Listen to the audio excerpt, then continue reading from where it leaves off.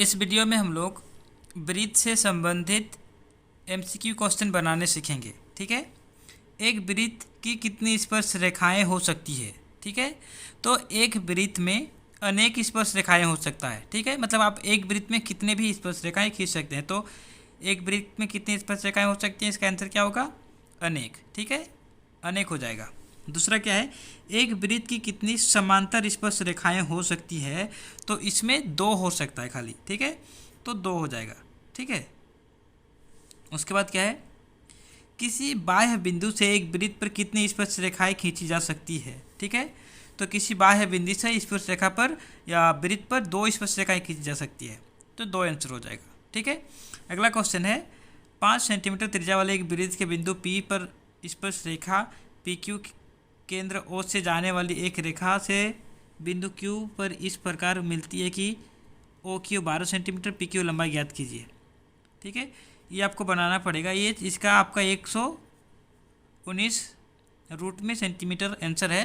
ठीक है, ये मैं लगे तो अगला वीडियो में आपको बना के दिखा दूंगा। ठीक है, निम्न में वृत्त पर रेखा युग्म समांतर नहीं हो सकता है। ठीक है, तो व्यास पर दो व्यास लिखा हुआ है, इसका आंसर दो व्यास होगा। ठीक है, अगला क्वेश्चन क्या है, वृत्त पर स्थित किसी बिंदु से वृत्त पर कितनी स्पर्श रेखाएं खींची जा सकती है। ठीक है, तो किसी स्पर्श बिंदु से वृत्त पर एक आंसर है, यहाँ पे एक होगा आंसर। ठीक है, अगला क्या है, वृत्त के किसी बिंदु पर खींची गई स्पर्श रेखा और उस बिंदु से जाने वाली त्रिज्या के बीच का कोण कितना होता है, तो ये होता है 90 डिग्री।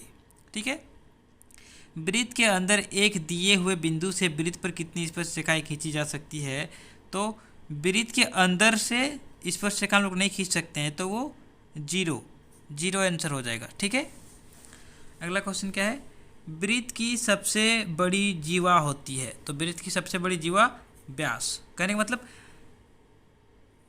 वृत्त का जो ये है परिधि है, ठीक है, इसको एक बिंदु से दूसरा बिंदु मिलाने वाले को जीवा बोलते हैं। तो सबसे बड़ा क्या होगा, इधर करेंगे तो छोटा रहेगा, जहाँ सेंटर है वहाँ पे करेंगे तो क्या होगा, सबसे बड़ा होगा, तो उसको क्या बोलेंगे हम लोग, व्यास बोलेंगे, तो व्यास आंसर होगा।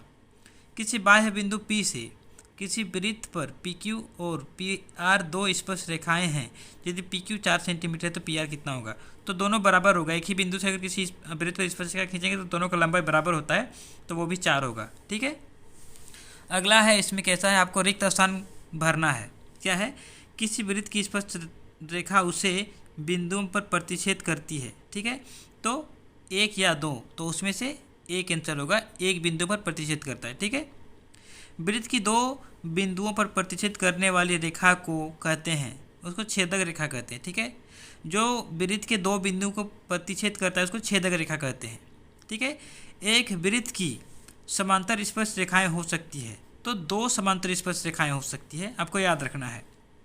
वृत्त तथा उसकी स्पर्श रेखा के उपनिष्ठ बिंदु को कहते हैं। ठीक है, उसको क्या कहते हैं, स्पर्श बिंदु कहते हैं। ठीक है, किसी बाह्य बिंदु से वृत्त पर खींची गई स्पर्श रेखा की लंबाइयाँ समान होती है। ठीक है, जैसे हम लोग यहाँ एक क्वेश्चन बनाए थे, तो इसमें समान हो जाएगा। ठीक है, वृत्त के एक बिंदु पर स्पर्श रेखा होती है, तो एक बिंदु पर एक या दो था, तो एक बिंदु पर एक ही स्पर्श रेखा होती है, तो यहाँ पे एक आंसर हो जाएगा। ठीक है, एक आंसर हो जाएगा यहाँ पे।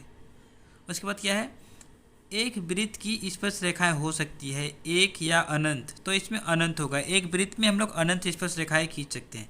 ठीक है, ये था क्वेश्चन। उसके बाद देखिए आपका यहाँ पे अगला क्वेश्चन है। ठीक है, इसके लिए आपको ये सब याद रखना पड़ेगा। क्या याद रखना पड़ेगा, वृत्त से संबंधित क्षेत्रफल जब आप निकालेंगे तो आपको ये सब याद रखना है। R त्रिज्या वाले अर्धवृत्त का परिमाप क्या होगा, πr + 2r। ठीक है, याद रखना है, R त्रिज्या वाले वृत्त का परिमाप क्या होगा, 2πr। R त्रिज्या वाले वृत्त के चतुर्थांश का परिमाप क्या होगा, 1/2 πr + 2r।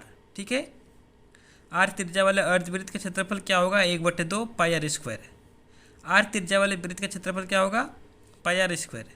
R त्रिज्या वाले वृत्त के चतुर्थांश का क्षेत्रफल क्या होगा, 1/4 πr²। ठीक है, तो ये आपको याद रखना है। ठीक है, इससे रिलेटेड यहाँ पे आप क्वेश्चन देखेंगे। R त्रिज्या वाले वृत्त का क्षेत्रफल क्या होगा, तो πr² होगा। ठीक है, आर त्रिज्या वाले वृत्त का परिमाप क्या होगा, तो 2πr होगा।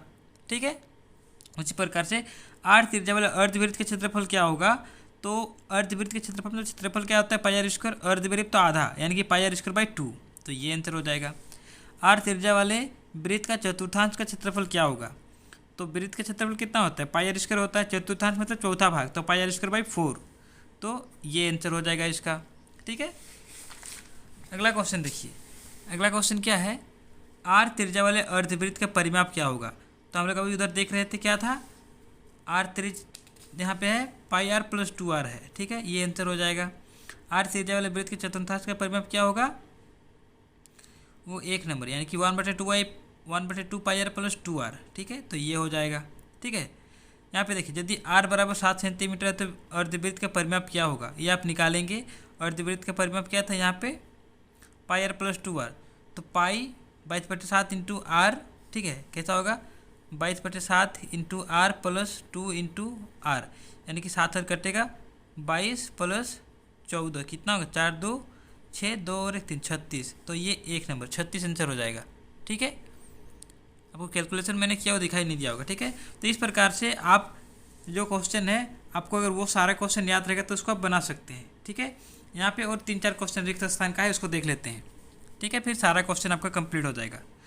आर त्रिज्या वाले वृत्त का परिमाप होता है, आर त्रिज्या वाले वृत्त का परिमाप πr होता है कि 2πr होता है, तो इसमें 2πr आंसर होगा। ठीक है, डी व्यास वाले वृत्त का परिमाप क्या होगा, तो वो क्या हो जाएगा, πd होगा। ठीक है, डी व्यास वाले अर्धवृत्त का क्षेत्रफल क्या होगा, तो यहाँ पे देखा πd² 4 πd²/8, तो इसमें होगा πd²/8। ठीक है, डी व्यास वाले वृत्त का क्षेत्रफल क्या होगा, यहाँ पे πd²/4 और πd²/8 है, तो इसमें πd²/4 होगा। ठीक है, आर त्रिज्या वाले वृत्त का क्षेत्रफल क्या होगा, यहाँ πr² या πr, तो वो πr² होगा। ठीक है, अगला क्या है, कौन थीटा वाले त्रिज्याखंड के संगत चाप की लंबाई क्या होता है, θ/180 डिग्री गुना πr होता है। ठीक है, आपको याद होगा। ठीक है, तो ये θ/160 गुना πr। ठीक है, वृत्त के केंद्र पर कोण थीटा अंतरित होती है, तो त्रिज्याखंड का क्षेत्रफल क्या होता है, तो आपको पता है θ/360 गुना πr², तो θ/360 गुना πr²,